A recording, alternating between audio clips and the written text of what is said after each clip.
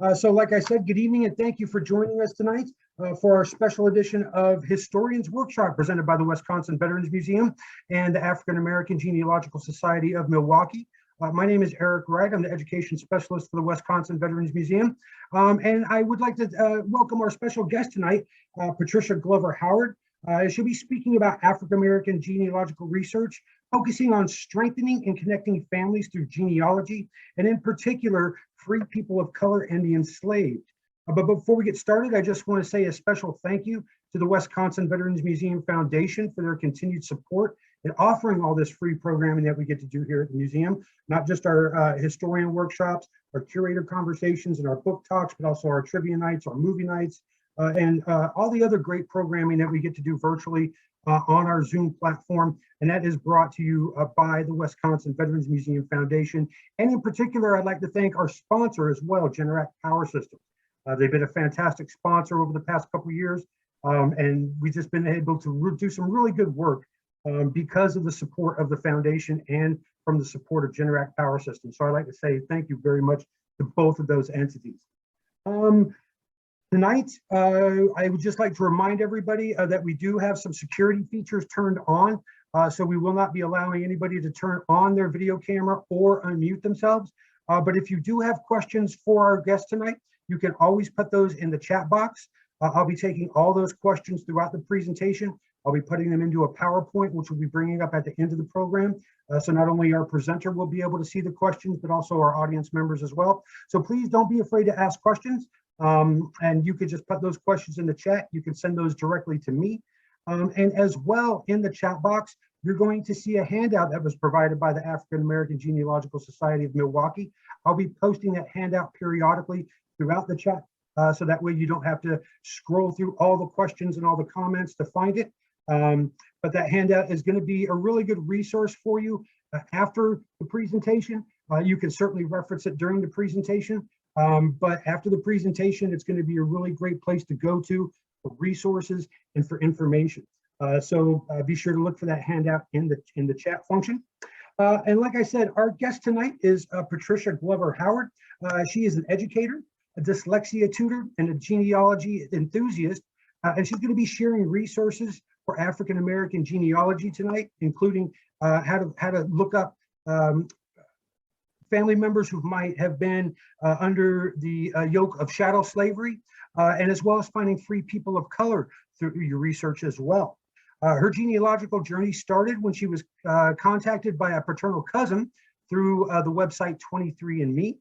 Patricia decided to work and volunteer as co-host for the Bernice Bennett Blog Talk radio show to hone her skills. And Patricia has also worked with middle schoolers and high schoolers to implement the Finding Your Roots seedling program, which was founded by Harvard University professor Henry Louis Gates Jr. Patricia is currently president of the African American Genealogical Society of Milwaukee, and she's a former board member and vice president for meeting programming for the Milwaukee County Genealogical Society as well. Good evening, Patricia. Thank you for joining us tonight. Thank you, Eric. That was so awesome. Thank you for having me. Oh, no. I know you and I, we have been trying to get you on for a little while now, and things just haven't worked out. So we're pleased to have you on tonight. Absolutely. Yeah, that was a mouthful. One thing I didn't add on there is that I'm a veteran, and you see my picture there in the right. I was going to ask if that was you. Yeah, fourth generation Army National Guard from 1988 to 1996. Hoo-ah. Cool. 54 Bravo was my MOS. Excellent, excellent. So I'm in the right place. You are definitely in the right place. And I'm sure that people don't want to listen to me talk all night. They've come here to listen to you. So I'm going to turn the platform over to you, Patricia. Okay. It's all yours. Thank you so much, Eric. Okay, so hello, everyone. Again, as Eric alluded to, I am the president for the African American Genealogical Society of Milwaukee. This is what, my second month. I've been a part of the organization for a couple of years on the education committee. And so what I wanted to do is just present the research that I've been doing for the last 5 years in the form of a case study. The African American Genealogical Society had created something like this a couple of years ago, and I was looking for something to structure all the research that I had done. And so it just looked like the ample opportunity to do it. I also wanted to say that most of the pictures that you see were accumulated through my research. So I'm just going to walk you through the steps that any genealogist, whether it's African American, Jewish, Native American, where they would start, because we're really just following some best practices. Okay, so let's get started. So I did it around the concept of finding Papa's people. That's my grandfather. And so you're going to learn a little bit more about him, maternal grandfather. So in our toolkit, it's about 20 pages, and this can be whatever you want, but we just kind of started out with your picture. All genealogists or genealogy you start with yourself. And so it's just a picture, autobiography, some charts, and then you want charts for every, for my generation, your parents' generation, grandparents, et cetera, et cetera. And so I'll just be talking about these elements that I've been able to collect, like I said, over the 5 years. Starting out with just a little quick bio. And I'm going to read this. So when a series of family losses hit Patricia Glover Howard hard within less than 2 years, including the death of both parents and her stepdad, she needed a break from life. She decided to travel the country, and after 4 years, she began putting her life back together. It was then that she had an epiphany. Some of my happiest moments were spent learning, she says. So she went back to school, and she earned a master's degree in education, following in the footsteps of her role model, her mom, who at the age of 40 returned to school. Patricia then set out to impart her passion for learning into others. As an educational consultant, she worked with various organizations to create and implement in-depth educational plans for youth and adults. In her work, her goal is always to collaborate, to compromise, and to coach others to do all in the spirit of excellence. In 2017, after I realized genealogy was something I wanted to do, I turned my interest into creating the Unbreakable Bonds Genealogy Services, which is helping people find the connections between their present and their past. And so I assist clients to grow their branches and their family trees. More than a researcher, I help people find their ancestors and other relatives, and I open doors, which to me opens doors to other multiple perspectives, revealing long sought answers to family mysteries.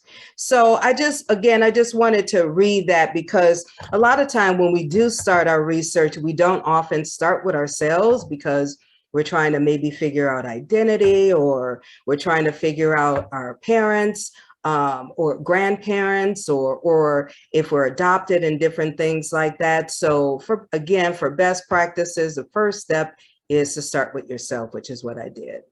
And starting with myself, I was born in 1963. That was the best year, and it's not debatable. But on the right there, you see a picture of, that's me in the middle. My name is not labeled on it, but that's me in the middle, standing next to my big brother, Bruce, and we're at our family reunion, a Glover family reunion in 1968 in Milwaukee. And so that was when I first started learning about family, and didn't think that I was going to be a genealogist, but I've always been fascinated by how I'm related, who's related to who, and how I'm related to them. So I think my curiosity started right there at that picnic. What you want to do, as I said, you want to start with yourself, and you want to fill in as much information as you know. Now, I didn't know all of this information. I've been doing it for about 7 years. But what I did do was I Googled my dad. And my dad is Floyd Blakey. and he was born in Yankton, South Dakota. And I knew there weren't too many Floyd Blakeys that were going to be born in Yankton, South Dakota. So like I said, I Googled my dad. And when I Googled my dad, there was a cousin who had been chronicling and preserving our family history. She put the information on Find a Grave. And so I was able to find my ancestors, and right away, I got the name of my grandparents, and great-grandparents, and great-great-grandparents. So my first tip to you is, when you are doing genealogy, look to see if somebody else has done it already. Now, you will have to check it and make sure that it's right, but at least it might be able to give you a head start. This is just another view of my family chart. And just again, you want to make sure you fill in as much as you can. If you only know a first name, put a first name in. If you only know a last name, put a last name in. If you don't know, just put unknown. Just put as much information in here as you can. And don't worry about what you don't know, because you can't find what you don't know. This again is just another version of my family tree. It was created in Family Search. The other one was just a document that I was able to just fill in online. But Family Search allows you to put this information in there, and it will create a fan chart is what this is. Family Search is free, and I'll be telling you about that a little bit later. It is in your handouts. Just a photo of your picture. You don't want to use too many for your genealogy. For the most part, you don't want to use anyone who's living without their consent. And so I don't really have very many pictures in here of living people. Photos of my family, just again, me and my mom, my mother on the left getting her degree in 1971, and me getting mine in 1996. I've been doing a lot of, like I said, on my dad's side, we had a lot of information already preserved, and we were able to pass down a 100-year-old Bible. And so what I'm trying to do is catch my mother's side up. My mother's side, my grandparents are from Georgia, and so deep South for the most part. And so I've been on the phone talking to a relative of mine, and that's what you want to do. You want to write down as much as you know, write it all down, and then after that, you want to get on that telephone or send a letter or email or something and talk to the elders, talk to the oldest person in the family, talk to that individual that may be able to answer whatever question it is that you have. And so in doing so, I've been able to fill in some of the blanks. But again, right here is just my parents' family unit sheet on the left. And these forms are out here, but this is just me typing it up. A lot of this information, again, is on Find a Grave. Once I did, I've been putting my ancestors, my mother's family members on Find a Grave, again, trying to catch it up with my paternal side. But at any rate, it just lists the birth, the death, burial, plot. A lot of that information was already on that ancestry chart. Any spouses, siblings, children, etc. Okay, so you just, again, fill out as much information as you can. This became my research question. My mother had said, and this was, again, I started about 7 years ago. My parents have both been gone for about 25 years. And so my mother said, my daddy died when I was 12 years old, and my mother died when I was 6 months old. And so we never knew our grandparents. We being, I'm probably the third youngest in my line. The oldest is 80, 81, 82. And our grandparents died when my mother was like, as you read here, 12 and 6 months old. And so we did, like I said, we only knew my grandparents through my mother and through her siblings. And my mother was raised by her siblings. So like I said, a few years ago, I got curious and I said, well, you know what, maybe I can pull a death certificate.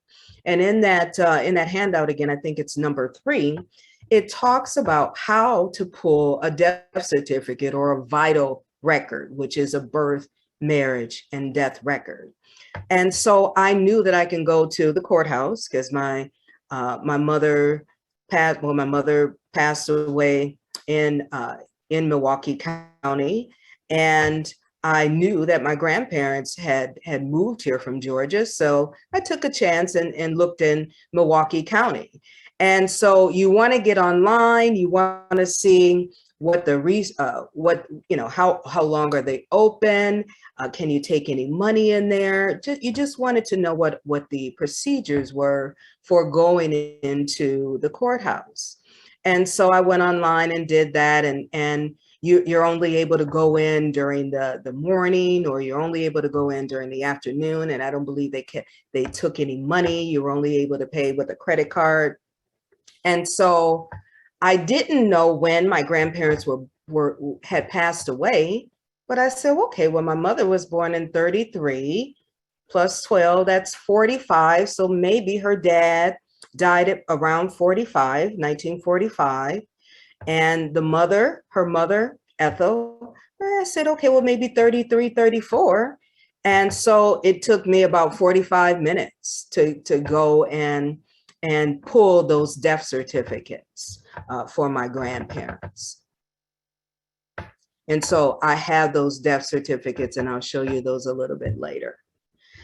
You can also, if your parents or anyone, if they attended a school that's in Milwaukee, and that school is still open, it's still standing, you can possibly go there and get some records for your ancestor. I was at 4th Street School doing some other business, and I said, oh, my mother went to school here. And the secretary said, oh yeah, what year did she go to, what year did she go to school here? We might have a picture of her. I said, oh, okay. And so I said, well, she went there in elementary. And so they didn't have a picture for her, but they did give me her transcript. So I got a chance to see the grades and the classrooms and the names of the teachers and all of the information for my mother's elementary class. And then I went to the other schools that she had attended because I knew them. My mother told me them.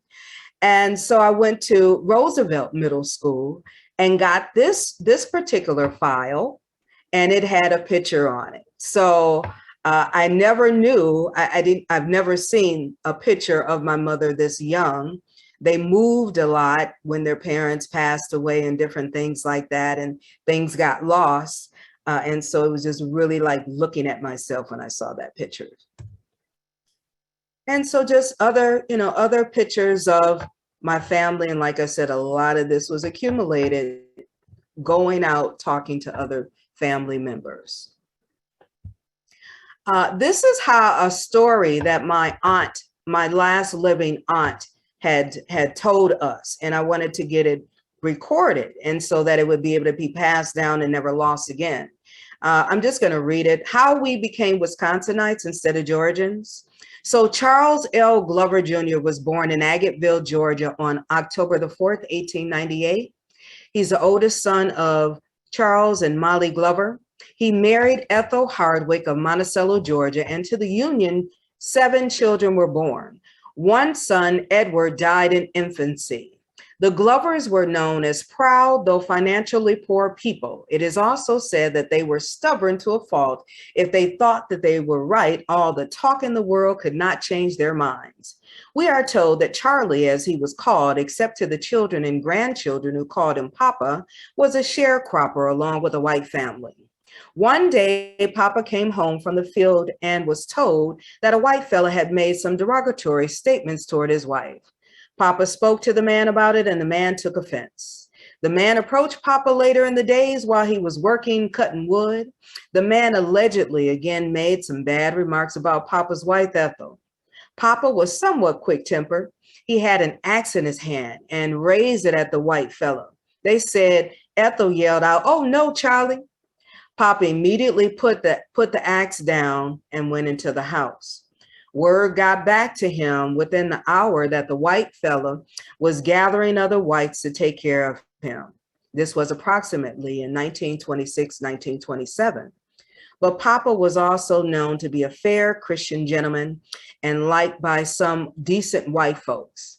They, some blacks and whites, came to his house and arranged for him to leave the city that night. Papa had to leave his family, consisting of his wife, daughters, Jane and Julia, and sons, or Eula, and sons, Richmond and toddler, Charles III. Papa was somehow placed under a horse-drawn wagon and driven to the next city and placed on a train to Milwaukee, where two of his brothers, Raymond and Governor, lived. Papa was able to get a job and worked over a year before sending for his family. He never returned to Georgia. And when Charles Glover III went to Georgia in about 1944, people referred to him as that N. Charlie Glover's son. We have no record of the year that Edward was born, but daughters Anna and Dorothy were born in 1930 and 1933, respectively, after the family joined Papa in Milwaukee. Papa stood up for his beliefs and also told his family that just because a person is white, that doesn't make him better than you. He insisted that we do the best at whatever we did and stand up for what we believed. I believe Papa would be proud to learn that most of us do. Now, I read this letter because sometimes we get these kinds of letters and we don't know that they're chock full of information. And so I just took this letter and I just dissected it and went and dissected it in terms of the people, looked at the places that were named. I wrote down relationships. I wrote down years, occupations, if I could, just anything that was going to lead me to another record. You want to write that information down. And so again, I've been able to find mostly everybody that's mentioned in this letter. And I've also been to Jasper County and Agatteville as well. I was able to, again, reach out, or this particular thing was me remembering. It was a memory of an aunt, that same living aunt, Aunt Annie. She is right here. I was over her house one day getting the information about the next generation because I knew somebody would have to continue that legacy that we started in 1968 and probably before. And so I remembered, and she was passed away. She had passed away, but I remembered her going behind the piano and putting some obituaries behind there.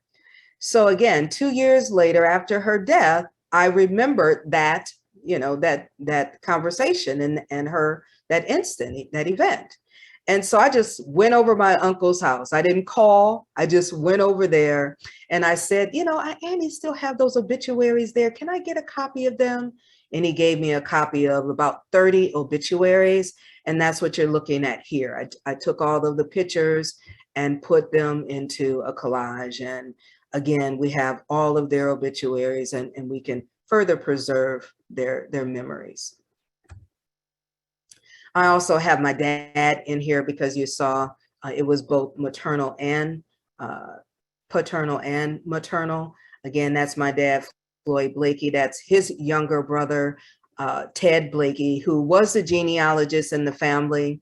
And right here, he's getting a civil rights award.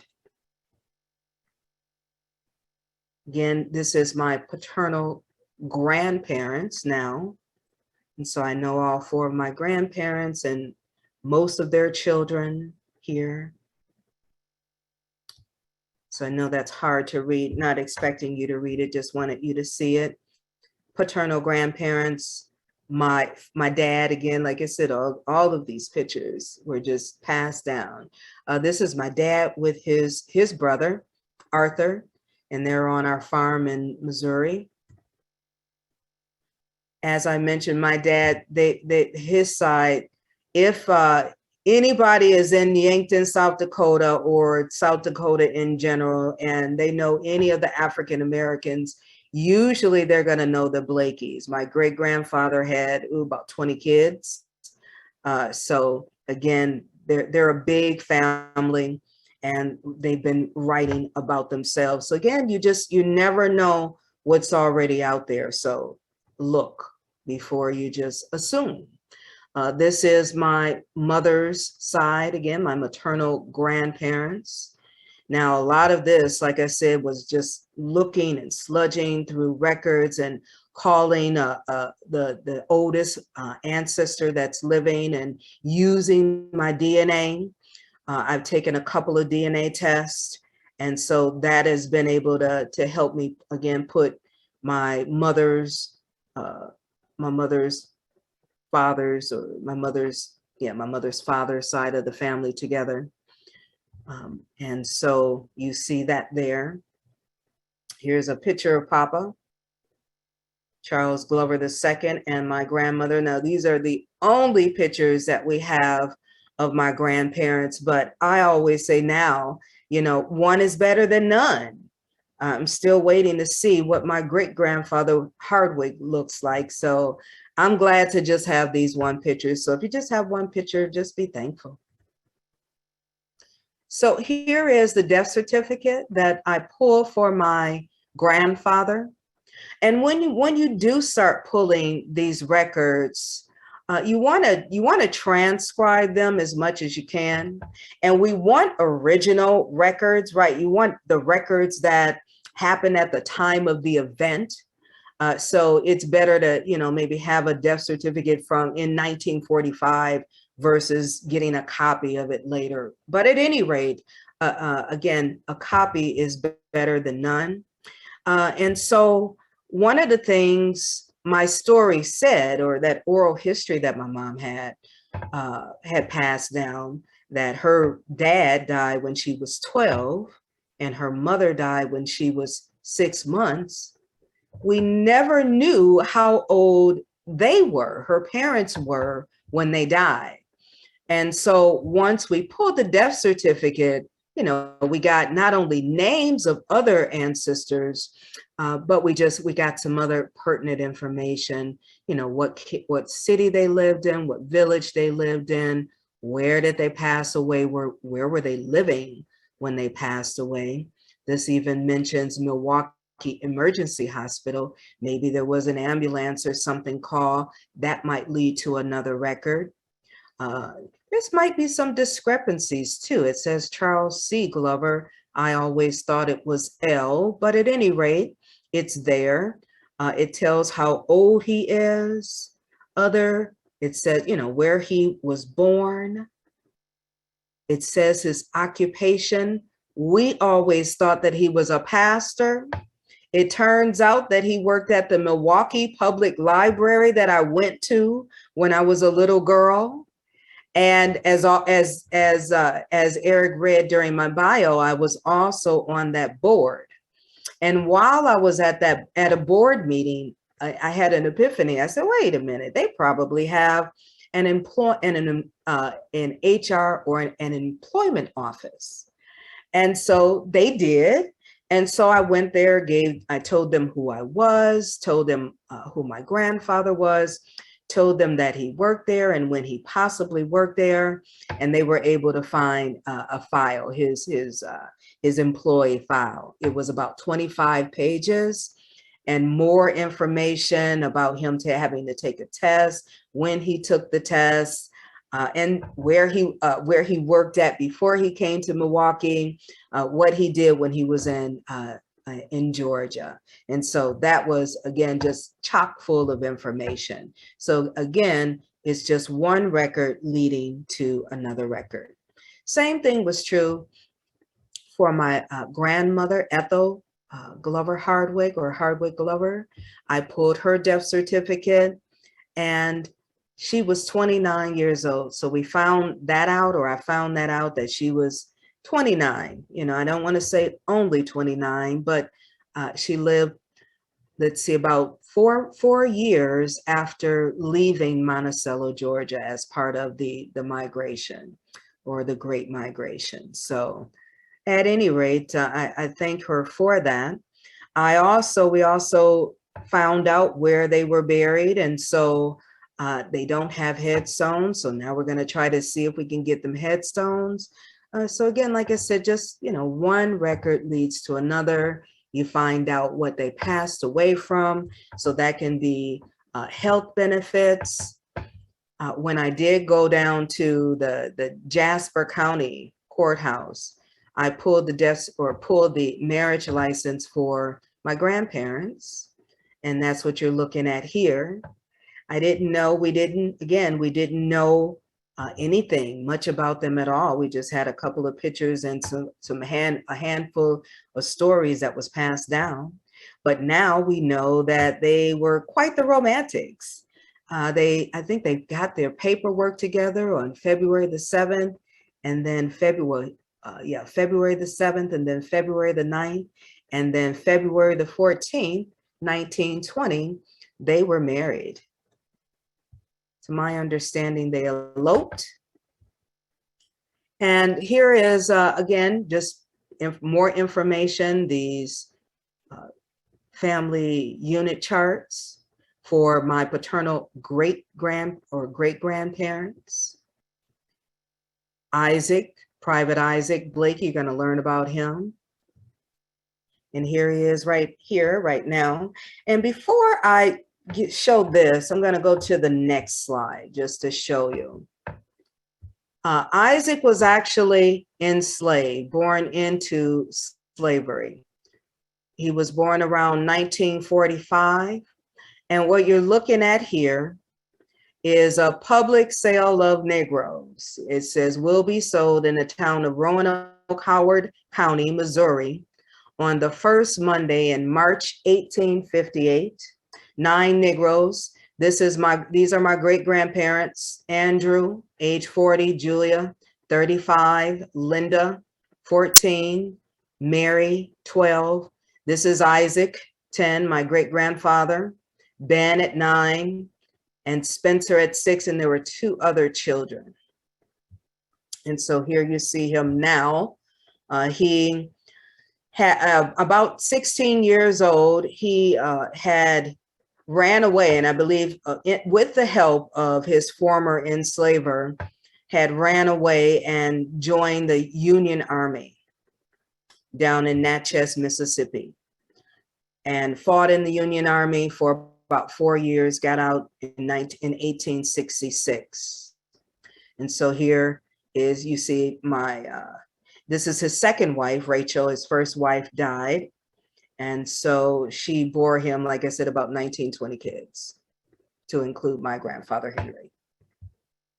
Here you see here, my grandfather received a certificate of honor for that, because there was only about 200,000 men that fought in the Civil War. And so his name is on the Civil War Memorial in Washington, D.C. He also received a pension. Took him 55 years to get a pension, but he was successful in getting that. And there's a link in your handout that talks about how to find out if your ancestor served in the U.S. Colored Troops. So you can just click on that link. There's also some other links that'll show you how to get pension records, or how to get military records in general from NARA or the National Archives. Here is a picture of my maternal great-grandmother. And this is the line that I have the most oral history on. She was, I would say, like the second generation from slavery, born about 1875, and passed away December 8, 1948. So this would be my mother's grandmother, Carrie Risby Hardwick. She had 13 kids, and I know, so looking at the bottom, again, starting with who I know, I've always known about this side. Like, even if I didn't know my great grandmother, I've known of her children. And so Mary Frances, I've known of her. I know Lizzie Kate. I know Maddie Mae. I know Eula B. Ethel is my grandmother. Orban and Reuben, they died. I think they were about 4 years old. And so I said that to say, we're still trying to find these other, like Robert, he was ran off.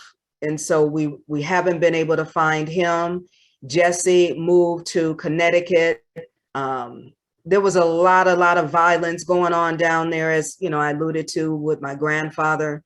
And so some people just had to leave, some joined the military and different things like that. So we're still trying to find some of our ancestors or some of my cousins and different things like that.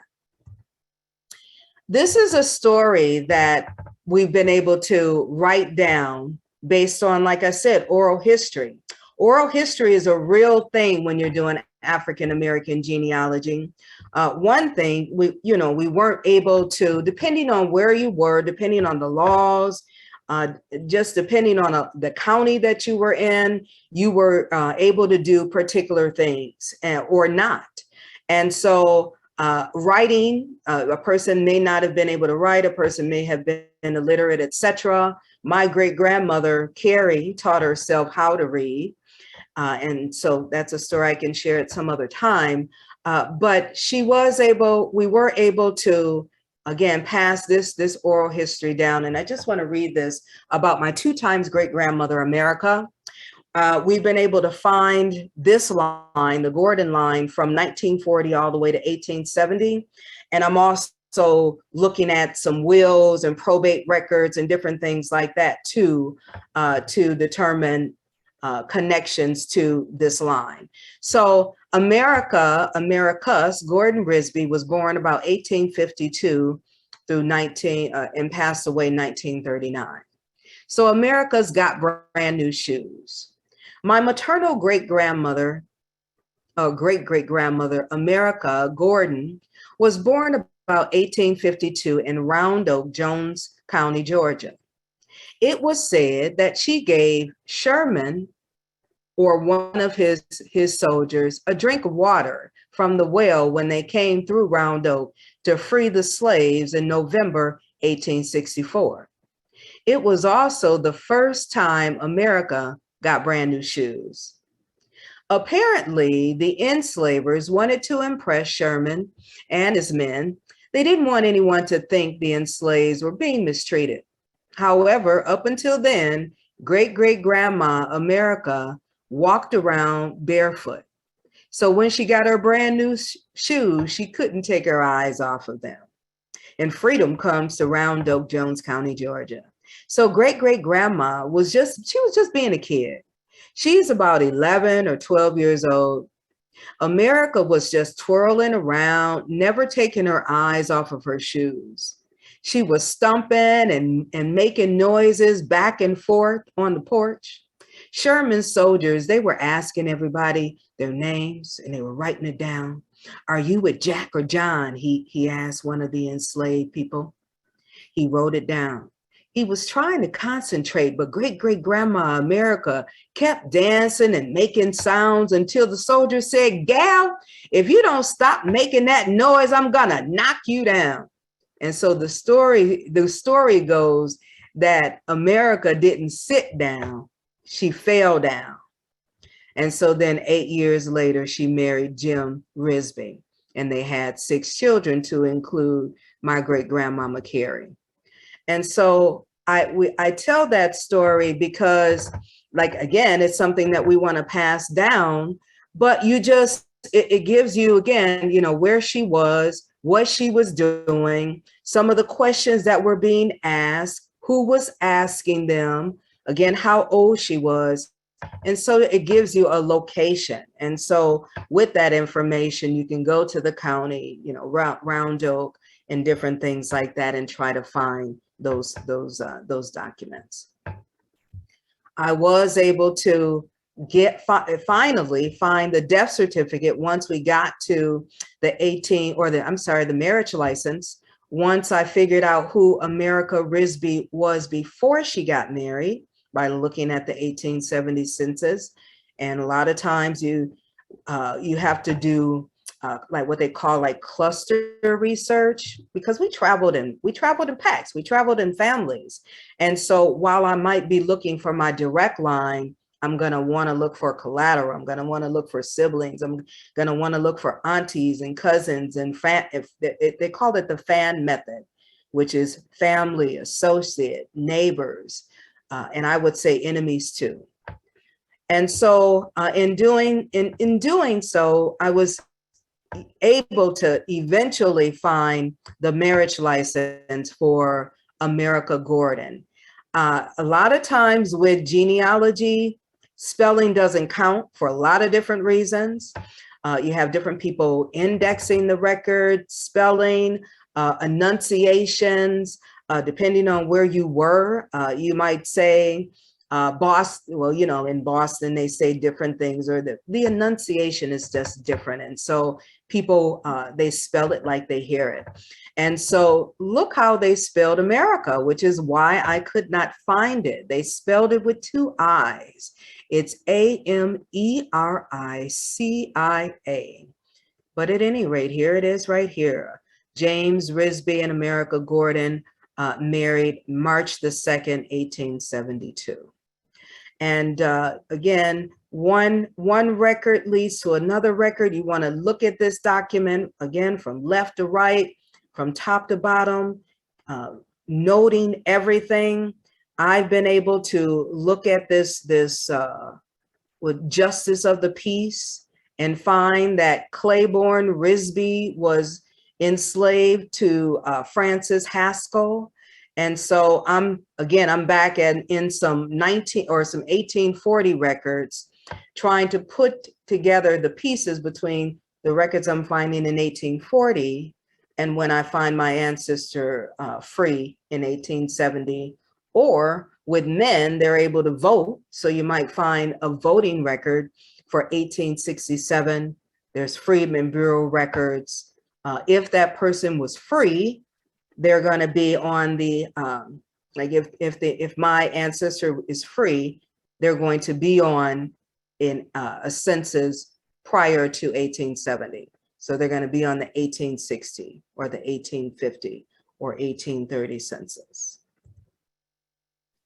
When you're down there, when you walk the land or whatever it is, you take some pictures. And so when I was down visiting Round Oak, there was this bulletin board. And so we took some pictures of this. And let's see, you might be able to, do I see a Glover on here? I know the Hardwicks are on here. The Hardwicks are number 34. Yeah, there's the Hardwicks. Oh, here are the Gordons. You see Gordons? So my family was living somewhere up in here. So it's just another view. And all of this is handy. So go walk the land. My family also has a church there, and that's what you see there is a picture of me standing in front of the church. And on the left, we still have the bill of sale. We bought the land in 1886, I believe it was. Yeah, 1886. And so again, the church is still standing, and I went there a couple of years ago.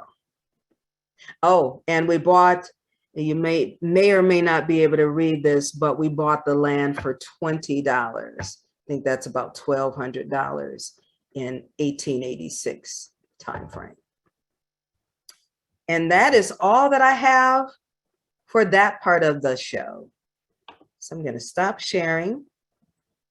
Do we want to address any questions right now, or absolutely. We got a lot of questions, and Patricia, I just want to say that was an amazing presentation. You've done a lot of hard work in putting your family line together and finding everybody. I can speak for a lot of people that have joined us tonight. Impressive, impressive indeed. I've got many notes saying such. Thank you. Let me pull up these questions here real quick. Okay. And while you're, I'm just going to go to the next part anyway. So just keep going. Sure. No, and I want to apologize. I accidentally did not retitle this slide presentation as I recycle them. So the title of this slide presentation is not representative of our talk tonight. So I do apologize for that. But nonetheless, we still have a lot of fantastic questions. And okay. The first one, roughly how much time have you invested in your family research? Oh my God. I want to know. Well, TD Jakes said, and I'm not sure if you know who TD Jakes is, but he's a pastor, and he said, if you do anything for 10,000 hours, you're an expert. So I'm an expert. I live, eat, and breathe this stuff. I mean, like, as soon as I get off the phone, I'll probably go be researching someone. So lots of hours. I was working at like a full-time job. So about 2,000 hours per year or more. And Lori chimes in. She says, researching your ancestry is addictive. You know what? It's more than addictive. It's a calling. Like, you know how you like to do certain things? I mean, I like my job. I like teaching people how to read, but this, I can't put it down. So it's like calls me. So I'll do this until I'm an ancestor. Until you could turn the records over to somebody else and have them continue the process with your leadership and guidance, of course, I'm sure. And that's the thing, is that the way that we teach it is that you're doing this for the person that's coming behind you. This is not for you. The next question. Did any of the schools, you mentioned going to your mother's elementary school and getting some records there. Did any of the schools that you went to for this research, did they require any paperwork or identification for the release of information? I think they might have asked me for an ID. Other than that, there wasn't a release of, I did not need to sign a release of information form. I guess your mother's, 4th or 5th grade teacher and test scores probably aren't, classified information there, so. Yeah, you will be surprised what information is out there. I mean, they still have a lot of social security numbers on these birth certificates and different things or death certificates too. So, back then we were just a little bit more open and different things like that. So you'd be surprised what things you can walk in and get. No, that's a good item to point out, is that you still might find sensitive information. What is the most useful online resource that you found? Well, it's going to depend on what I'm doing, but in your handout, Family Search, Family Search is extremely helpful. And I use Ancestry a lot. I like Ancestry because I have the trees there, and I also have the DNA right there. So I would say both of those would be my go-tos, but then also US Gen Webs, and then Afrogenius for African Americans. You definitely want to use that website. And for everybody out there, you've heard Patricia reference this handout quite a few times during her presentation. I've posted it quite a few times throughout the chat, and I just posted it again. So it should be right at the very bottom of your chat, not crowded out by everybody's remarks and questions. And I will post it one more time before we finish our presentation tonight as well, to make sure everybody has a copy of that. Are there sources that you found to be very helpful that are not available? Oh my God, well, one thing that I want to make sure that I say, because I didn't say it in my last presentation, it's the African American, and I may get the name wrong, but the Smithsonian Museum that's in Washington, D.C., that's recently opened. I was watching something on History Channel the other day, And they said that 70% of the information that's in that museum came from basements, attics, and personal belongings. I was shocked and floored by that. So just only a small percentage. Everything is not online. And so I think that's the biggest thing is that, what was the question again? I wanted to look at it. About some a useful resource that you found that wasn't online. Yeah, there's a lot. And so you're gonna want, again, depending on where your research is, my research is in Georgia. And so they have the Washington Public Library where they actually have a genealogy room. Oh my God, that's life. But they have a lot of information from Jones County, Macon. So, I mean, you can go in and look and see who was married. You're getting the original documents. So there's tons that isn't online because they can't scan everything. So I would probably say about 10% is probably online. And just to go, back to your point about, where museums get their stuff from, we can attest to that as well. A lot of the information that we have, our archivist right now is on this event with us, Mr. Russell Horton. And you'd be surprised what comes out of people's basements and attics and files and everything else. And that's where you get a lot of good information from. So, don't be fooled by the technological age that we live in. Get in there into the dusty paperwork and find the information there as well. That's it. That's it. Are there any family stories, Patricia, that you grew up hearing that your research has disproved?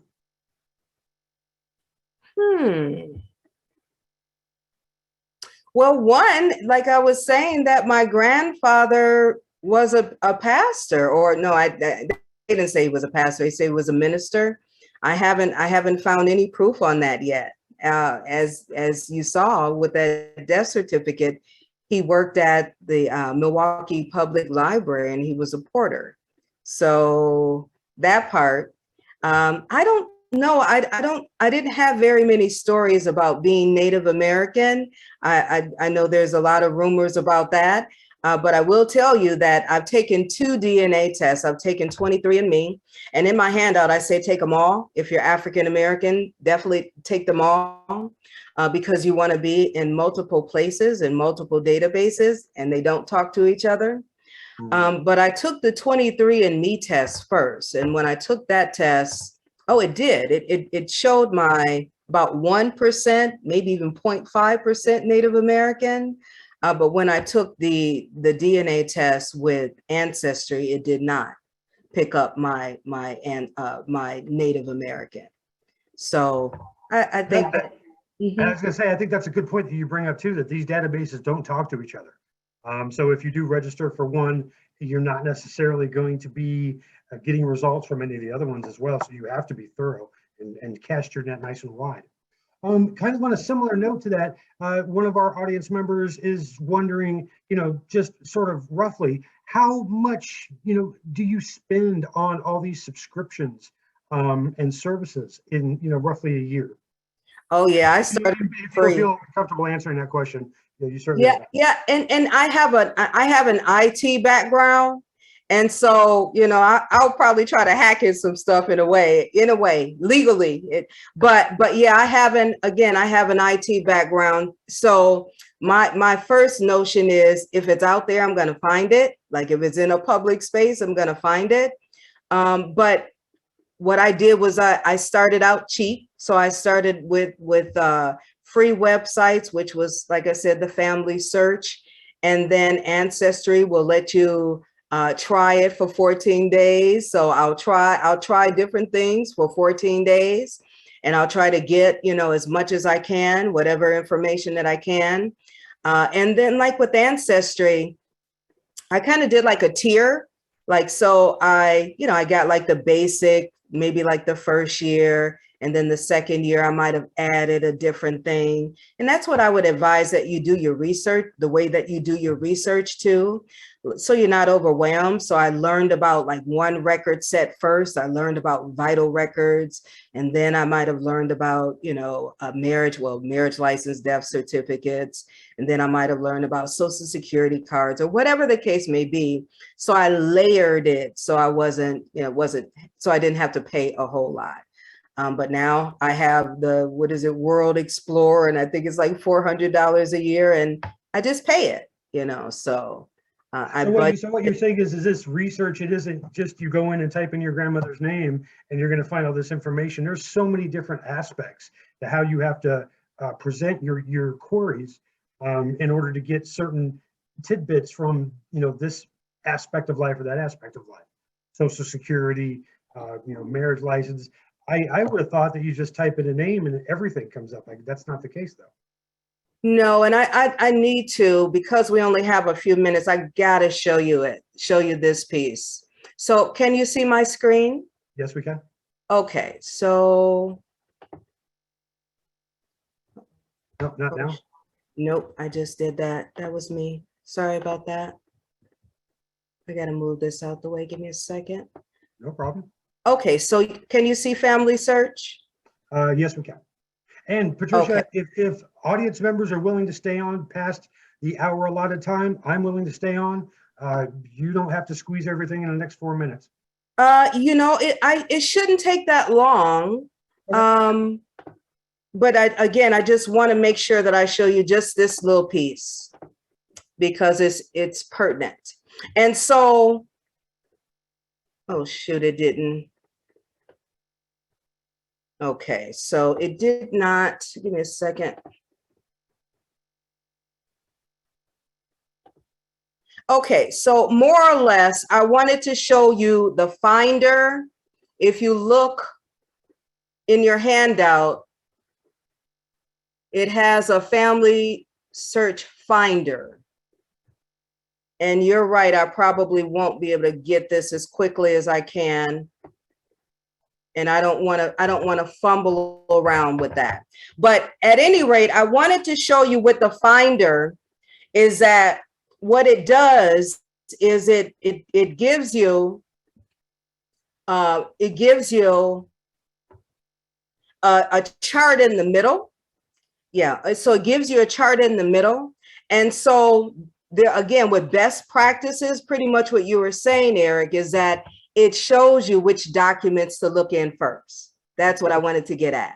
And so it kind of prioritizes it for you? It prioritizes it. So you're not looking in the wrong place. You're not looking in a probate record for a birthday, right? You're going to go to a birth certificate or a death certificate or something like that. So that handout, it kind of, it puts them in a hierarchy, if you will, so that you're not wasting your time looking in the wrong places.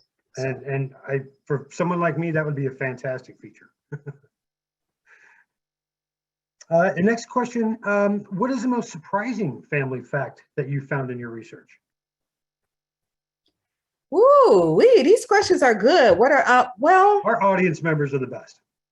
What is the most surprise? You know what? I think that my great grandfather was that he was in the war, that we can actually find an ad of him in the newspaper in Chronicling America of our whole family. That was kind of gut-wrenching. So yeah, I think that whole story and that we've been able to corroborate it is quite remarkable. And the fact that my family, like I said, they passed down a 100-year-old Bible, and I have a picture of it. So it's pretty awesome.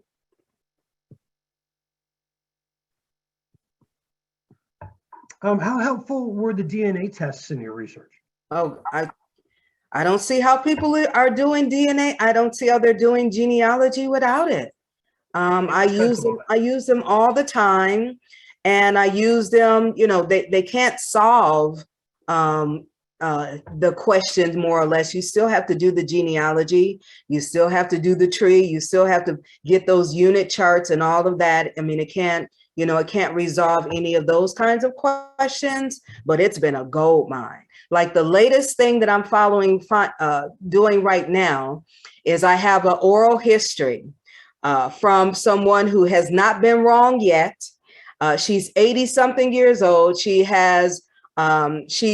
spent time with her grandfather, and she only spent the ages from 3 to 5, but you would think that she spent 50 years with him.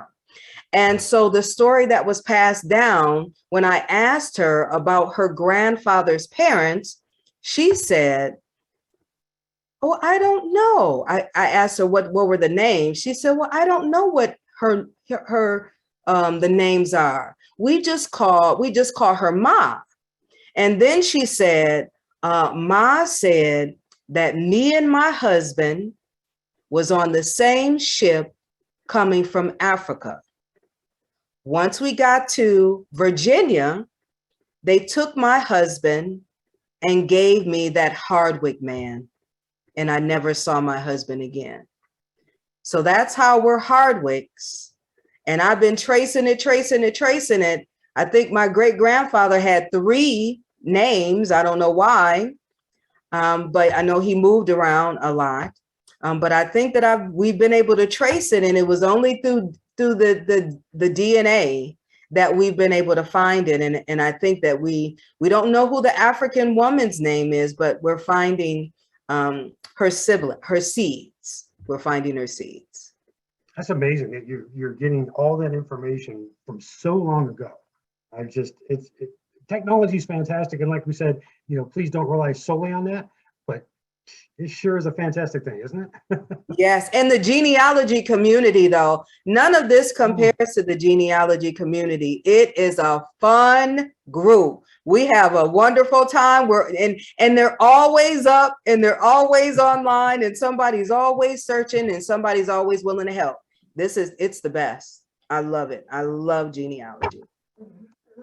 About that, my puppy's getting a little excited about something outside. Are there any precautions to be aware of regarding the DNA tests and searches? Yes, it's really, really emotional. And everybody may not receive you and different things like that. So you have to be aware of that. And you also have to be aware that your information is out here, but nobody can, they can't clone you or anything like that. But yes, you want to read everything pretty much. So that's all I can say, as it pertains to DNA. One thing that one of the instructors says, that if you don't want to be found, you don't do genealogy. Right. I know there's a lot of questions pertaining to that, but we want to be found. So that's the only caveat, is that, just be aware that, again, it's emotional, and Paul might not be Paul, right? That might be something that you learn. And in addition to ethics, right? If you learn something about somebody else's lineage, you have to hold that dear as well. So those kinds of ethical, privacy kinds of issues always come up.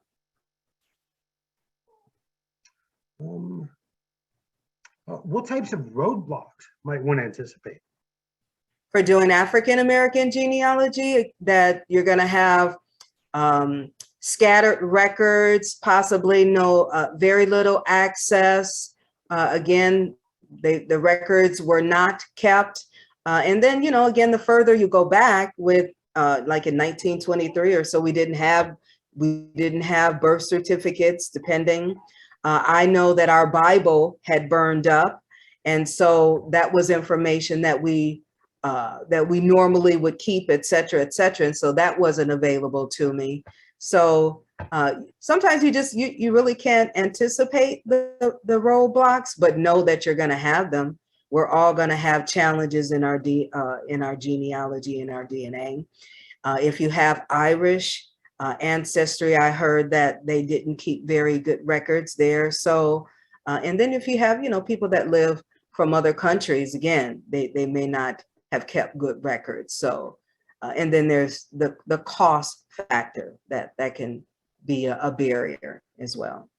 And then there's language, right? Because I know someone, their ancestors are from Germany. And so some things are written in German. And so she had to reach out to somebody else to transcribe it. But there are people who are out there and they're willing to help. There's random acts of kindness. They will help for free. Yeah, definitely the language barrier. As a historian who studied European history, I can tell you the language barrier is a very real thing. But you're right, there are transcribers out there. There are people within different historical and as I'm learning genealogical communities as well that will help out. And that's just a fantastic resource. That's all the questions that we have. Patricia, any final thoughts or any closing words of wisdom for our audience members out there? Well, I know there's a bunch of events coming up, so I just want to make sure that I mention them. One, you can definitely reach out to us. The link is on the handout for the African American Genealogical Society in Milwaukee. We meet every third Saturday from 1:30 till 3:30, and we're online, we're virtual at again from 1:30 to 3:30, that's Central Standard Time. And then there's Roots Tech, that's coming up. That's all online. That's March the 3rd through the 5th.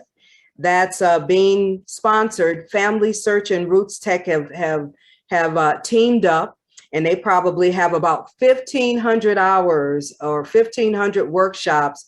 Their stuff is dynamite. And I've listed a couple of links in that handout from some of the events that I have gone to at Roots Tech. And then there's also, let's see, there's Maggie. It's called Midwest African American Genealogy Institute. And so it's all about African American genealogy. That's in Fort Wayne, Indiana. And they're going to be online. They're virtual this year. Normally, they would meet at the Allen County Public Library, which is the second largest library, only to Salt Lake City. And so again, that's happening in July. And then last but not least, they have the International Museum that's opening up in South Carolina. And I believe that's at the end of this year. 40% of the African Americans who came through the trade, the transatlantic slave trade, went through Charleston, South Carolina. So they're going to build a museum right on that spot, right on that space. So check out all those places and definitely check us out. We'd love to have you, and we would put you to work right away. And like Patricia says, that information is in the handout that she's provided. And for those of you that would like the handout sent directly to them, I've posted my email in the chat. If you just send me an email, I'll definitely send that handout to you, to your email as well. No problem at all. Patricia, thank you so much for an excellent presentation tonight. I know everybody who was online with us enjoyed it thoroughly. I'm getting comment after comment about how fantastic and how wonderful it was. Not only the stories that you told and the directions that you were able to point everybody, but just also your thorough knowledge of all this. And of course, your passion, it just shines through. So thank you so much for joining us tonight. I will piggyback off of Patricia's sentiments and point everybody to our website as well for our upcoming virtual events. You can find all those at wisvetsmuseum.com/events. We are right in the midst of putting on our 2022 calendar. All of our virtual events are always free. We do anywhere from 5 to 10 to 12 a month. So please join us for some of our other book talks and conversations and historian workshops, such as the one that you were on here tonight. Patricia, thank you once again. Thank you, Eric. Fantastic. And we would definitely like to talk about having you back on at some point. Oh, wonderful. I would love to come back, Eric. It's been a pleasure working with you. It really has. Thank you for your persistence and your follow through, your follow up and your follow through. Oh, we're persistent, all right. That's for sure. Yes, you are. Hoo-ah. As well. Right on. I got an Army buddy with me, battle buddy. And for everybody out there who joined us tonight, thank you again for taking some of your time out on your Monday night to be with us and to get all this great information. And we hope everybody has a fantastic week. And All we'll see you at our next event.